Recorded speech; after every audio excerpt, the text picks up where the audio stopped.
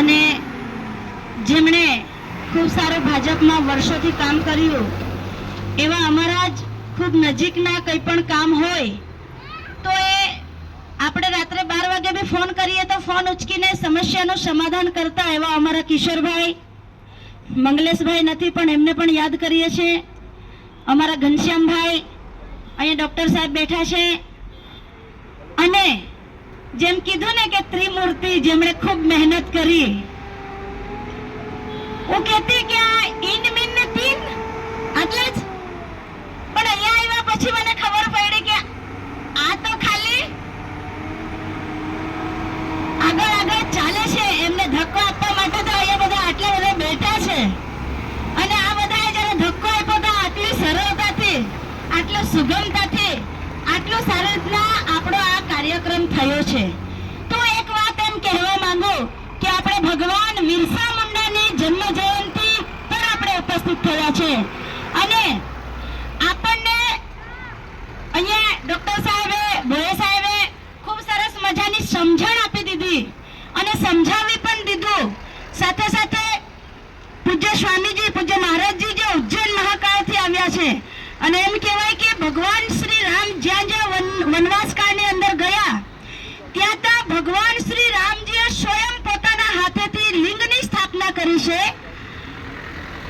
એવા શિવજીના ભક્ત, શિવજીના પ્રિય, શિવજીના લાડલા એવા બ્રહ્મચારી પરમ પૂજ્ય રામ સ્વરૂપદાસ મહારાજજી અહીંયા ઉપસ્થિત છે.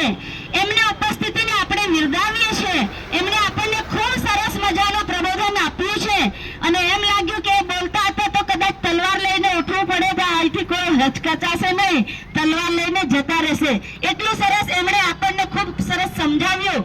એવા પૂજ્ય મહારાજજીને વંદન કરું છું, અને ખૂબ સારો સમય છે. મારી દીકરીઓએ ખૂબ સહયોગ આપ્યો. આ સાકરપાતા ગામની બધી દીકરીઓએ મહેનત કરી, અને વડીલો ઘણીવાર બેસી રહ્યા તડકામાં.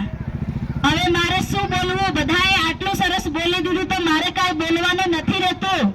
પરંતુ એમ કહેવાય કે આપણો દેશ એ આ દેશ છે જે અનેક શરણાગતો આવે અને જેને શરણ મળે એ આ એક માત્ર ને માત્ર આ આપણો ભારત દેશ છે. અને ભારત દેશના રહેવાસીઓ હિન્દુઓ સમજી લેજો, જાણી લેજો અને વિચાર કરજો, મનન કરજો કે જો કદાચ હિન્દુઓ પર કોઈ અત્યાચાર કરશે, જો કદાચ હિન્દુઓ જાગૃત ન થાય અને હિન્દુઓને ભાગવું પડે તો હિન્દુઓ તમે કયા દેશમાં જઈને છુપાશો એ મને પ્રશ્ન થાય છે. જો તમે અત્યારથી જાગૃત ન થાઓ તો પછી તમે ક્યારે જાગૃત થશો?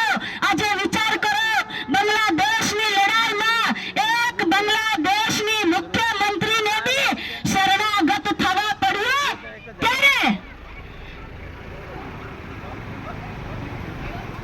એ બાંગ્લાદેશના શરણાગતિઓએ એ બાંગ્લાદેશના એક મુખ્યમંત્રીને શરણ આપનારો આ માત્ર ને માત્ર મારો ભારત દેશ હતો, અને માત્ર ને માત્ર મારા ભારત દેશે શરણાગતિ આપી છે.